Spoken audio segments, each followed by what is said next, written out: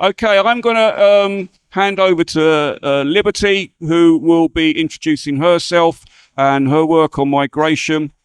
All the first three sessions in this theatre this morning are looking at the theme of working with and engaging local communities. And the previous one looked at architecture in Croydon. This session examines how migration could be a theme to engage visitors. And I'm going to hand over to Liberty, who's going to tell you more. Over to you. Thank you very much. And thank you all very much for joining us here today. So I am Liberty. I'm the head of learning at the Migration Museum. And this here is my incredible colleague, Tia, who is our learning officer. And today we're going to be talking about lessons from the Migration Museum on how the cultural heritage sector can really engage learners and teachers in themes around migration and how we can support the growing need for more migration to be looked at in schools with learners and with audiences, old and young alike. So to get us started, I thought we'd tell you a little bit about who we are, because we're aware the Migration Museum is a relatively new museum. And what our team is working towards is creating a national museum that explores the central role of migration in Britain's story. We have a vision to have a society that owns and feels connected to our migration story as a shared part of an essential part of our British history. We hope to have a better conversation around migration, placing Britain's migration story right at centre stage. We want to be a catalyst and a backdrop for better conversations, countering the polarisation that we see constantly in the news and within politics. And we want to equip people with better skills to debate migration, but to really understand at its core.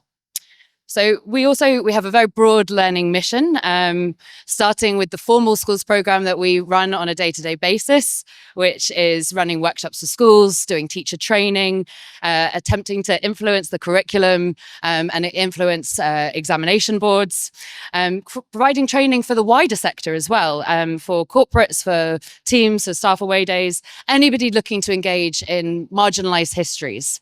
We also want to be a space for skills building and driving careers in the creative industry, and to be a go-to destination for family history research, which is a core way of tapping into our migration stories. And we want to be a space for representation, belonging, and inclusion. And this involves co-creating with groups who are underrepresented in the arts, promoting well-being through playful and creative participation. And that is a huge element of what we do at the Migration Museum, by providing us a platform for artists and storytellers, and by reaching new audiences and bringing them to the Migration Museum across the UK. To put it very simply, in the words of our late trustee, George Alagaya, a place where Britain's story is told in all its colour and varieties, a united kingdom of peoples. That's what the Migration Museum represents. So a little bit on the why. Well, I'm sure we're all aware that migration is often seen as a relatively polarising topic, but migration is embedded into the very fabric of Britain. From the biggest brands that we proudly visit, things like Marks and Spencer's, Minis, to our NHS, which is what we've got an exhibition on at the moment. It goes to the core of who we are. It's a long, rich and complex story that goes both ways. When we hear about migration in the UK, we almost always are talking about immigration, but it's so important for us to understand our history of emigration, and a very simple fact, which is that those two things are connected. There's a fantastic quote, which is, "We are here because you were there." Quite simply, modern migration stories to Britain are connected to those emigration stories of empire and the past.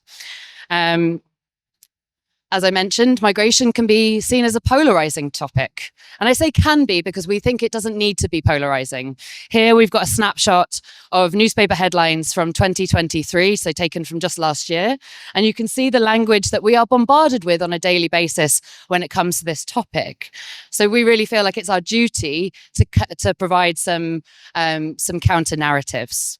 Because migration goes to the heart of who we all are as individuals, as of communities, and as nations.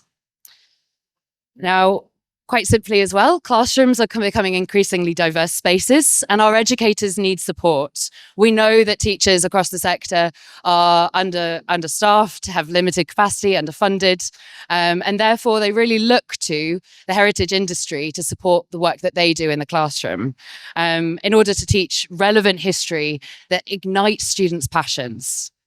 So I'm going to hand over to Tia to talk a little bit more about our learning approach and some lessons from the museum.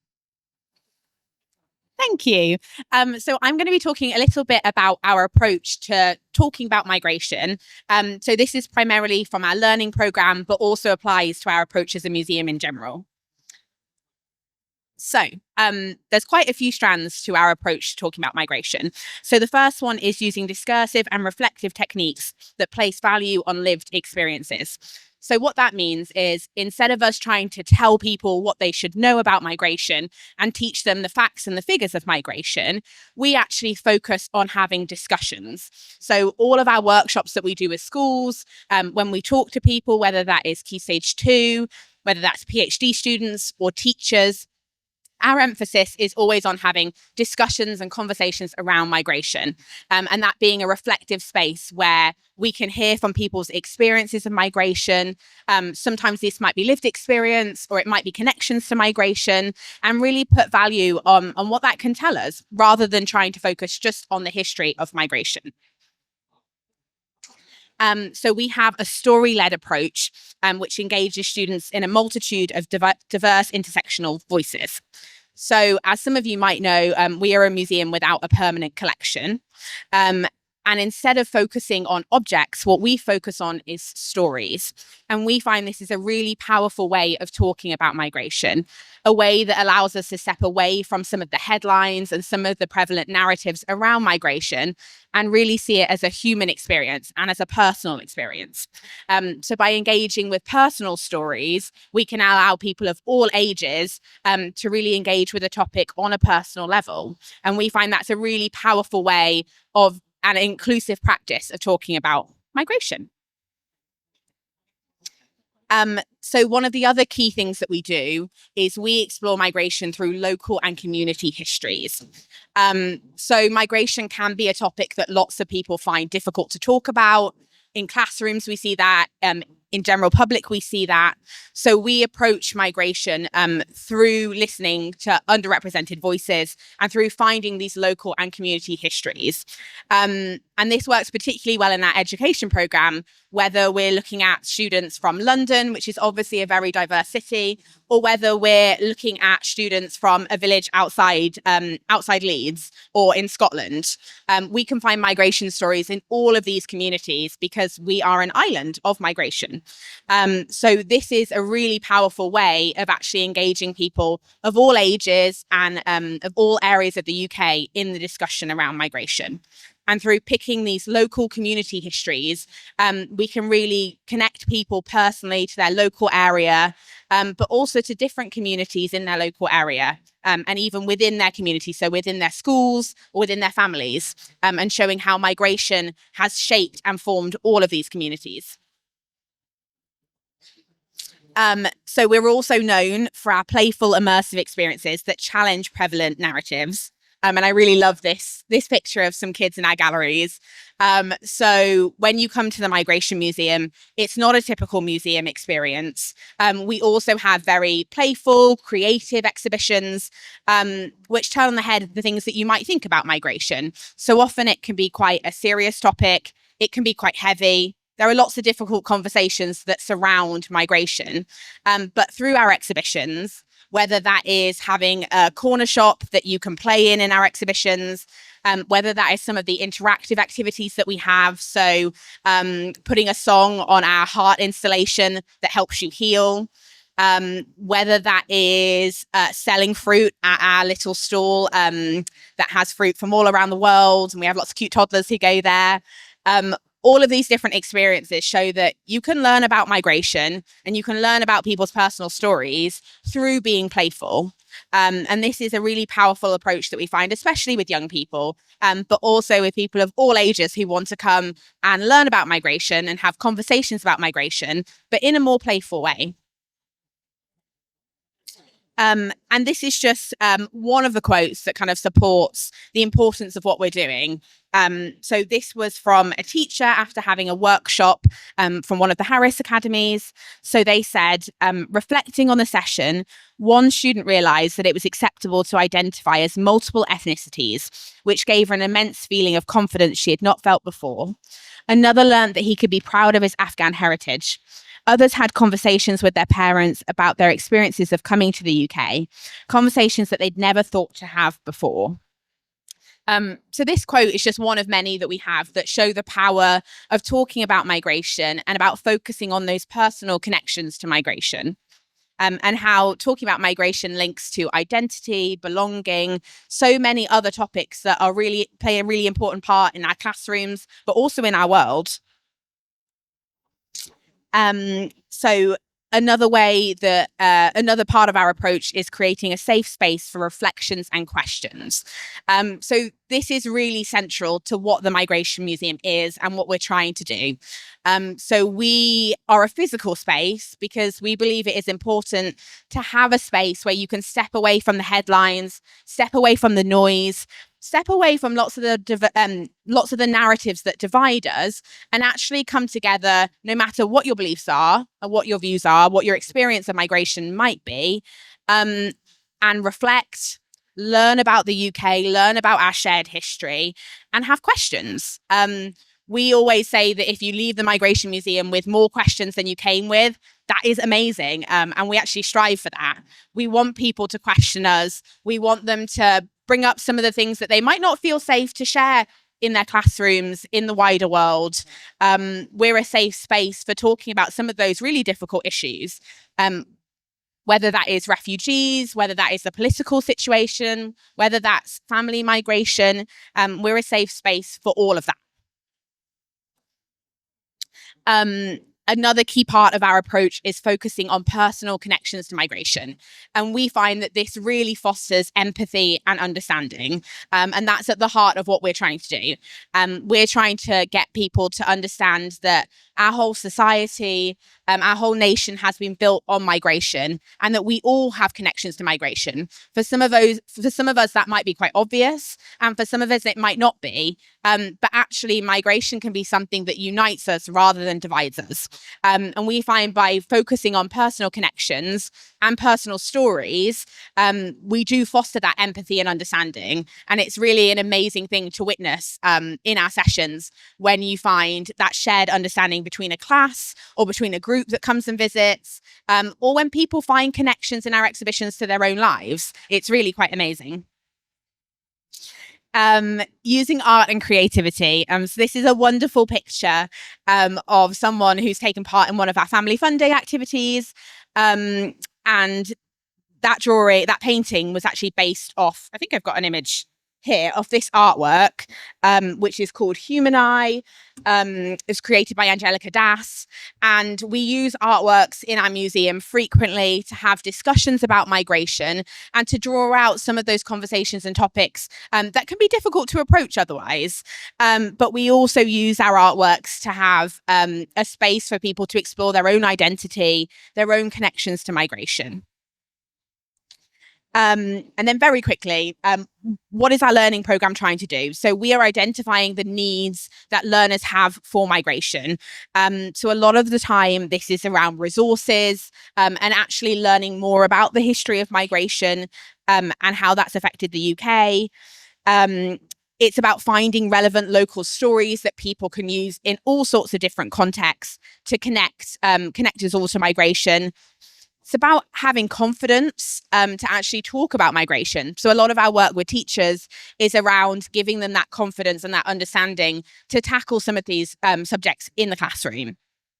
And also about language skills. So we find in lots of children and in lots of adults, they don't know the appropriate language to talk about migration.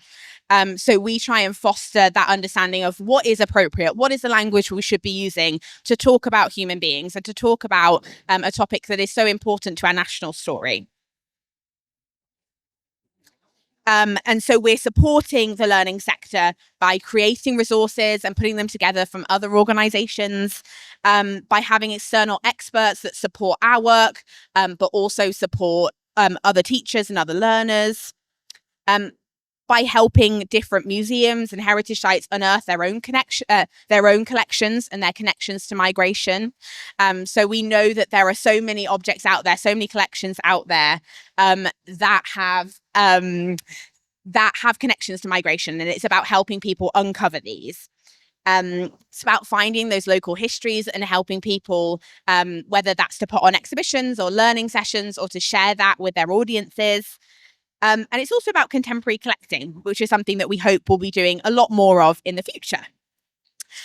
And so, okay.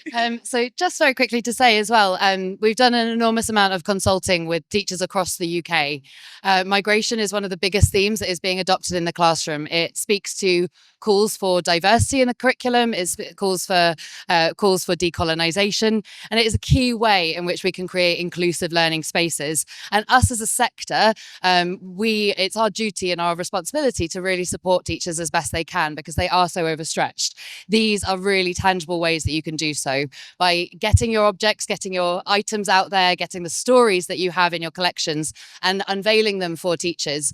You can make a massive impact on how people approach this subject across the UK. So really big thanks. We're now going to hand over to our incredible colleagues at Suffolk Archives to talk about their recent exhibition, Arrivals.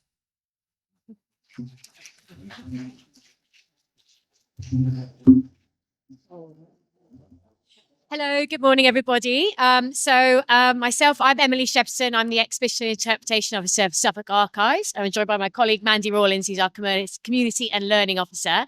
So we're just going to give you a little bit of an overview of kind of an example of some of the principles that the ladies from the Migration Museum have been talking about through our Arrivals project. Right, Keith. So Suffolk Archives, we are based in the Hold in Ipswich, which is county town of Suffolk. We hold over 900 years of Suffolk's history through a huge range of different archival documents and a rich collection that we draw on for a whole range of projects. So how did we get here for our Arrivals migration project?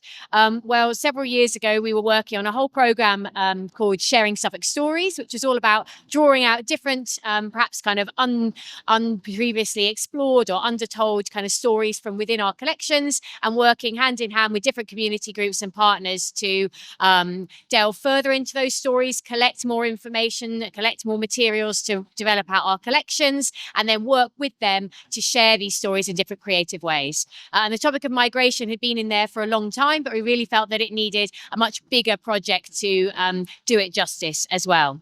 And we knew that within our collection, we had a range of different materials that related to stories of migration to Suffolk throughout history, but we knew that there was a whole sector of our community that we were not currently representing within our collection. So as well as exploring what was already there, we really wanted to work with those community groups to fill those gaps in our collection and hopefully build that trust to continue collecting from them into the future as well. So just to give you a little bit of an overview of what the project has covered, and then we'll go into some of these in a little bit more detail. So some of the outcomes that we wanted the project to achieve was around welcoming more people into the archive through different events and activities, but also particularly through making those collections more relevant to our community in Suffolk today. And that is with the very long-term view of continuing to be relevant to our communities going forward and hoping to continue that relationship into the future as well. We had our existing collections we wanted to catalogue, as I've said, collecting new materials, and a lot of relationships that we'd already built that we wanted to continue to strengthen and to work with, as well as working with new partners. So it wasn't about moving on from people we'd worked with in the future. It was about going deeper into those relationships, as well as reaching out further to those we were yet to work with as well. So these are some of the things that we'll just go through in brief today of some of the outputs of the project, which was a whole range of an activity plan. And I should have said that the project started in September last year and runs through until June 2025. And it's funded by the National Lottery Heritage Fund. I should have said that at the start as well. So one of the main parts that I'll talk about in a moment was a big exhibition at the Hold, a whole range of different collecting strategies, public events programme, a community sharing funding pot, which Mandy will talk about as well, some archive support for our community groups to go forward and continue to recognise that the material they hold should be hopefully be coming into an archive in the future, a schools programme, and a programme of skills development as well. So community engagement was obviously a huge element to the project. We wanted to engage, as Emily has said, with existing audiences, but also engage with a whole range of new audiences, community groups. And how are we going to do that? Well, we do have a strong relationship with and a well-established Windrush society in the county, in the town, which was wonderful because we could continue that relationship. But it was a lot of legwork to go out and start to uncover some other groups who were existing in our community, lots that we hadn't even engaged with before. But how do we do that? So we went with established groups, so Polish groups, Romanian groups, and we also started to go to venues and community support groups who engaged with lots of different diverse people, from refugee support. We have 2 large refugee asylum seeker hotels outside our town and within the town. And so we engage with lots of different individuals and groups as well to raise awareness about the project, but also to collect those stories for our archives. We worked with support charities as well, Suffolk Refugee Support, Volunteering Matters, who engage with a young audience to empower, raise aspirations, but also celebrate the diversity of our towns and our county as well.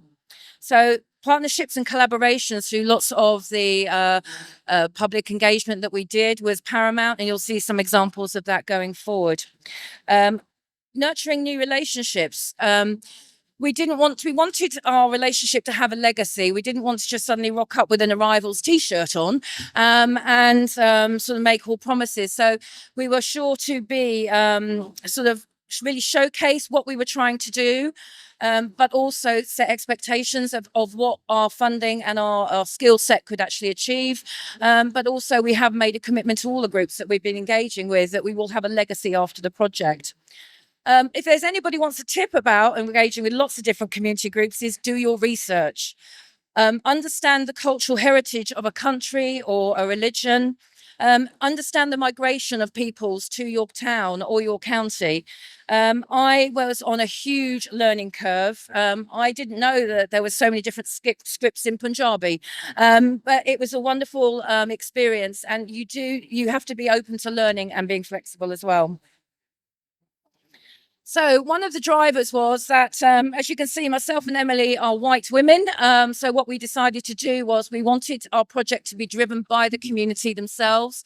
So we set up a community forum and we invited local community friends to come and be critical of what we were trying to achieve with the project. The team themselves, and it varied through different meetings, were there to help us with our outcomes. They helped us with the curation of the exhibition, and it definitely was a co-curation. They helped us build other relationships. They introduced us to other partners. And we have 5 meetings. We've had 3 so far, and they have been our guiding light. And they've also been responsible for making decisions about some of the community funding that I will talk about shortly as well. So, as Emily said, a large part of this project is also about collecting stories for our archives. So we had developed a number of different strategies to make sharing stories as accessible as possible. We went the traditional route with oral history collection, and we continue today. So we have trained different volunteers, but also community groups as well to collect oral histories. We have a collecting story app, so that is advertised that people can use our Story Quest app and upload, just record their stories or upload any documents they want. We also have a collecting survey using Smart Survey, very simple, easy to set up, but it allows people to share their stories, upload photographs or Microsoft files, etc., etc. And we also had a recording booth at our venue at the Hold, as you can see a picture there. It's a telephone that you are greeted with, and you basically just record your story on the telephone, and that is then uploaded and then added to our archives as well. So we've used lots of different techniques to make people more available and willing to share their stories. So sometimes something like an oral history recording can be quite intimidating. Some of this stuff is more relaxed as well. Lovely. So I'm going to give you just a little bit of a run through of how we went about putting together the exhibition for the Arrivals project. So the exhibition was held in our gallery at the Hold in Ipswich between late November last year through until mid-April this year. So it's only recently come down. So the exhibition was actually quite early on in the project. It had originally been planned to be quite near the end, but you know, these timetables flex. So it ended up being quite early on, which meant that we could really use it as a key sort of driver for getting started with a lot of the community engagement, with a clear sort of tangible outcome that we were working towards, hopefully people sharing their materials for. So just a couple of kind of thoughts. I'm sure many of you will work in the area of exhibitions and know how you go about putting an exhibition together, but some of the things we did a little bit differently for this one is obviously we interrogated our collections to see what we already held, both by looking kind of in more obvious directions of looking for particular community names that we knew of. We knew we had material connected to Windrush, for example, and different businesses that they worked for, but also using some sort of sideways angles of getting in some of those migration stories. So, for example, we looked at menus from different takeaways, which is inspired by Visit to the Migration Museum, and then following up some of those stories of, well, who ran that takeaway? Where did they come from? Could we explore their story further? And following up different kind of other businesses as well, people who ran those. So we had different ways of starting to gather those migration stories that were already in the collection but might not have come up from an immediate search on your database around migration or those kind of stories as well. I'll speed up. So we also held a session with our community forum to look through the collections. We took in lots of different things from on loan from different community groups to display. And so it was really a kind of a partnership between things from the collection, but things that were coming on loan to us to be displayed from the communities. And it was led by them, and we followed their kind of lead with what we should include. Some of their other pointers that we made sure we included were things such as a contextual timeline, which you can just see a little bit of there at the very beginning, that kind of looked at different key legislations or legal changes or key push and pull factors for different waves of migration right throughout history. So more on a national scale, but pulling it into Suffolk where we could to provide that context. We had a section that covered things like the role of the media, which we've already kind of talked about a little bit earlier. And we had a whole range of different translation leaflets that kind of would take people could pick up at the beginning to take them through, because obviously the majority of the main printed exhibition was in English, but we wanted to have those different languages available as well. One of the other key bits that people did was we had a lot of costume that came on display of traditional dress, which was wonderful. And very much that was led by the community people saying, this is what I could lend to you. This is what I'd like to see represented. We had a lovely recreated West Indian front room, which is inspired by some other local groups in the community already who've done similar things. And it had different stories available to listen to on the phone, on the TV, and some printed on the wall as well. We did a whole series of different menus from different cultures, which again was a call out to different partners that we knew to see if they could put together just a little menu for us of what might be a special meal in their kind of community as well. And we shared those throughout the exhibition. It's just a lovely picture of our wall where people could fill out these different bird designs and put them up on display to share a little bit about what the exhibition or migration story had meant to them. And they could also use the Lego board in the middle to put little studs on for places either that their family was from or somewhere they felt a connection to. Nice photograph from our opening where we did a communal ribbon cutting rather than one member doing that. We had all different members of the community passed around loads of ribbon and scissors to cut. And we also did a wonderful installation called The Journey, where we had all of these plywood birds. How many did we have in the end? 180 plywood birds. It was sent out to different community groups, hugely, hugely popular with schools in particular, to decorate around the theme of migration in different cultures. And then we actually hung all of those down the main kind of central foyer of our building. Right, and last little one from me, we also have a touring trailer. So it's literally a converted horse box that we tow and take out and about to different events around our county. And we've currently got our arrivals display in there. So it's just a condensed form of the exhibition that was on at the Hold. We take that with us to different events and we run different children's activities alongside to continue that legacy, even though the main exhibition has closed. And it's all about continuing to engage people and helping to promote sharing their story as well. So in addition to the exhibition, we also had and continue to have a public events program that runs alongside all of our branches and our outreach. We've had countywide craft activities on the theme of migration. We held a multicultural winter festival celebrating not only Christmas but other celebrations around the winter period. We held an International Women's Day event. We've had adult craft workshops, guided walks, stories of the towns, film screenings, talks, a symposium with the University of Suffolk students, an International Romany Day event, and an Eid celebration, just to name a few, and many more to come. And I've got some pictures here. This is some ladies who were living in a refugee hotel local to us. I went out, we hired a local village hall, and we had a big cook up the day before the multicultural festival. So the food that they had created was shared with our wider community. And we also, you can see a picture of the Polish group as well, who came along with lots of food. That's one thing that we found is very common, food and sharing. International Women's Day, lots of different organisations. We had over 20 organisations support us with, I think it's inclusion and diversity was the theme for International Women's Day. So we had lots of groups come and share workshops, stories, etc. And one thing you don't see in an archive very often is baby workshops. So we did baby play through with migration music and fabrics and themes. You don't see many prams very often, but we've got lots of them coming now. So I will very quickly, briefly mention that we were also allocated £25,000 to share to community groups so they could collect and share their community stories with the wider public. The projects originally were going to be 5, but there were so many brilliant projects that were attached. The panel, who was completely independent to us, actually chose 10 projects. So last weekend I went to Polish Heritage Day, which we supported. There's going to be the West Suffolk Filipino Day coming up in the summer, Afghan ladies creative projects. There's going to be art commissions. So there's a whole range of different support that the project has also given to communities for themselves to decide how they share their own migration stories.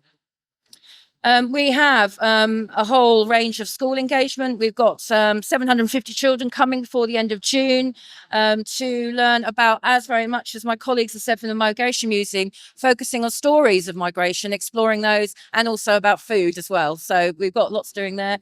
We also got digital resources coming. We've had a children's writing competition, and we've had CPD events as well for teachers.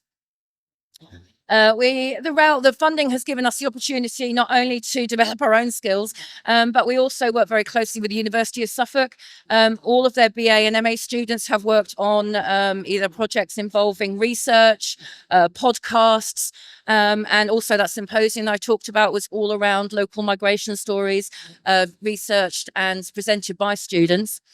We've also worked with the local college in their textiles and fine art department for an exhibition. And also we have completely had a new think about our volunteer engagement with much more diversity, which, for example, there means that all of our volunteer guides and induction booklets had to be translated in a whole range of new languages. And there's just a couple of pictures there. We are moving into the next phase where we will actually be supporting community groups to actually collect, catalogue and preserve their own archives, not necessarily with Suffolk Archives, but ensuring that they have the skills themselves to collect and share their own stories. Right, very, very quickly, a little bit about what we've learned. So our plans, normally when obviously you apply for funding, you have to be really, really specific with your activity plan and what you're going to do. Obviously, part of our project was all meant to be led by the community groups as you were getting engaged with them as that community forum was formed. So we had to kind of build some of that confidence, working along with our funders to have that confidence in the fluid plans that we would deliver on those main outcomes, but exactly how we would get there was going to flex a little bit as we got there. And it's really good that we've done that because it has changed as we've gone. As I mentioned, we had some changes in between when our grant was awarded and we wanted to get started, but you go with the flow, you make it flexible with your plans as well. As ever, some underestimates in some of our budgets, particularly those school travel costs. That's a really big learning point for us going forward, both with this project, but in general as well. There's been a huge amount of enthusiasm for community groups to run events, either themselves in our venue or alongside us as well. So we've tried to do as much of that as we can, but going forward, we'd love to do more of that as well. We've been really working hard to make sure that as with Suffolk Archives, not just Ipswich, to make sure we've got a county-wide project where it's really tapping into those rural areas as well as our towns. And I definitely think there's more we could do there as well. Building our own confidence in having that flexibility to hand over kind of to others, to our community forum, to our community partners, helping to co-curate the exhibition, that releasing some of that control that we might normally have as well, and building everyone's confidence in working together to that final goal. And as always with that, some sort of managing of expectations of how much space we have to display things, how much we can kind of do together, but just setting those clearly at the start as well.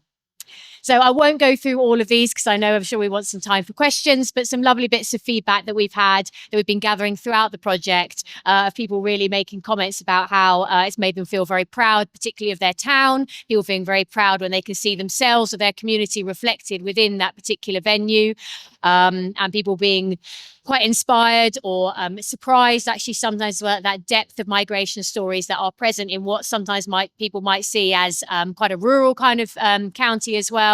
But like we've sort of said this morning already with the ladies from the Migration Museum, about how those migration stories really are around in every community as well. I think that is our last slide.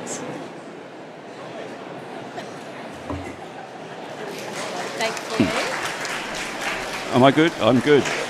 Yeah, come on, that was a bit feeble. Come on, let's hear it for all the speakers, please. Thank you, thank you, thank you.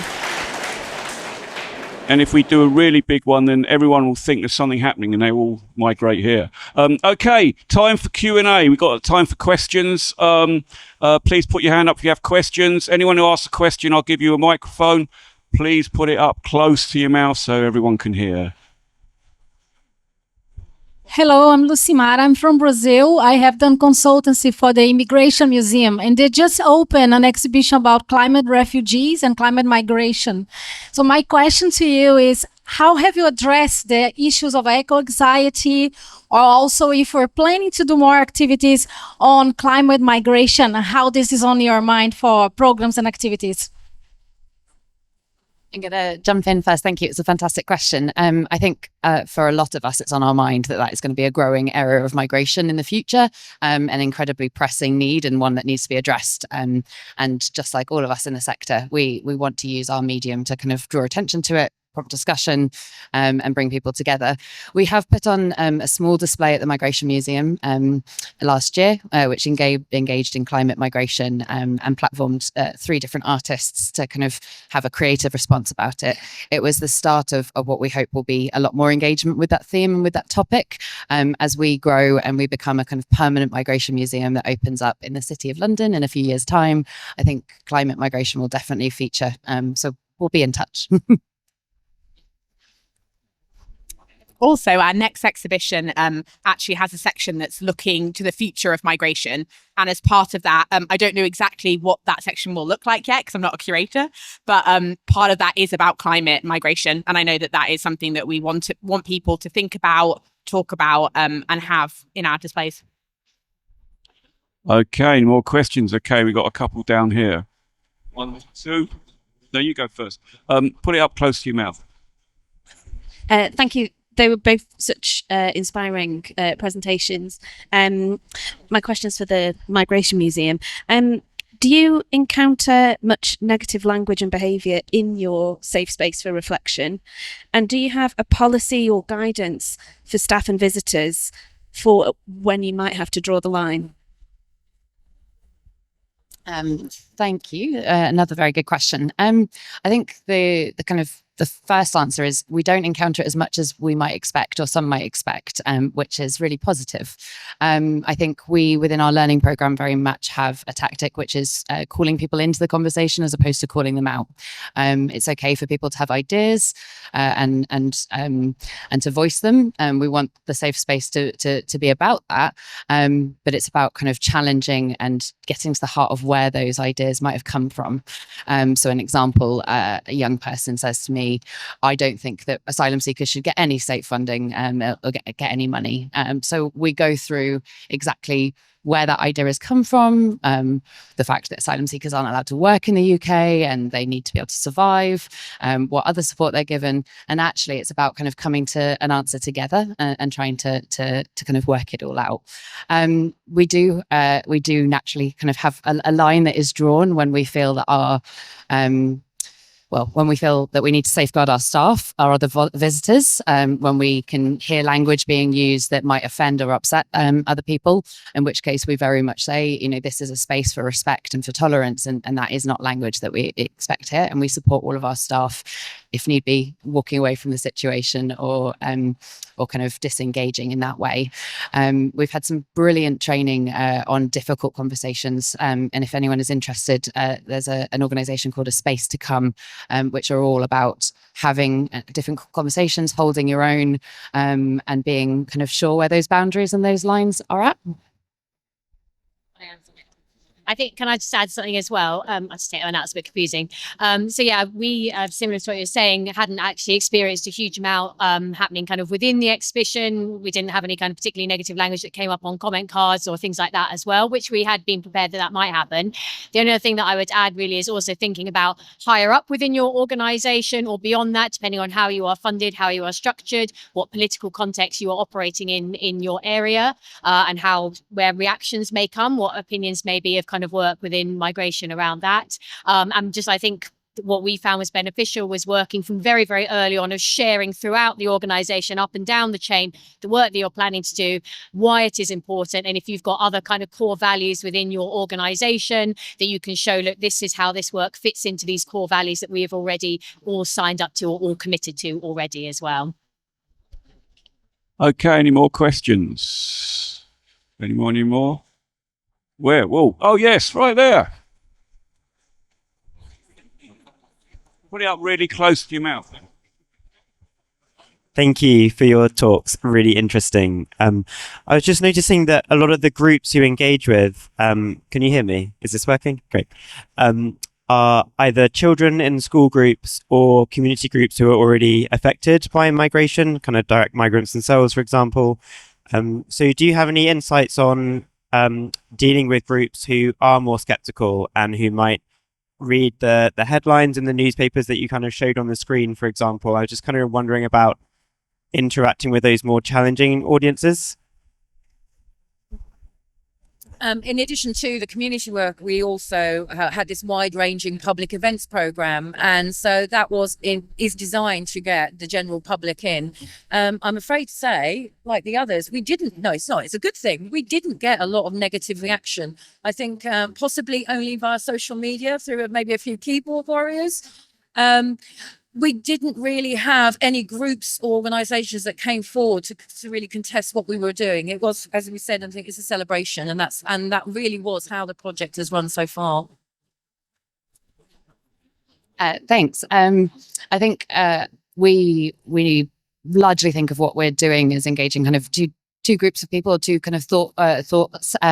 Some are people who very much see themselves as part of the British narrative, but really don't see themselves as having anything to do with migration. And I think that kind of speaks to your question. And for us, it's about engaging in ways and highlighting ways in which migration really does touch their lives as well. So a previous exhibition that we had was actually called Departures. So the opposite to arrivals, looking at British emigration story. People are always surprised to find out that Britain was a net emigration country right up until the 1980s, even in the post-war period, thinking about kind of how we can tap into those elements that are human experiences, whether or not you've migrated, trying to move away from the us and them dichotomy and kind of putting people on display and really tapping into the human experiences. So with young people that we work with, we often ask, like, who has been a new kid at school? What was that like? Does anyone here remember feeling unsettled and terrified and nervous and shy? And then you go from being meeting a friend and actually feeling a bit more confident. So I think tapping into the human experiences is how we do that. We also, just very quickly, I'm aware of time, we often talk about food, family and football at the Migration Museum as fantastic ways of engaging people in the topic of migration without them really realizing. Most people, if you go back in their family histories, will find someone who has either emigrated away or immigrated in. And yeah, there's a range of ways that you can kind of talk about migration without it explicitly being migration, if that makes sense. Okay, I think we've run out of time for the Q&As. We're going to bring the session to the close.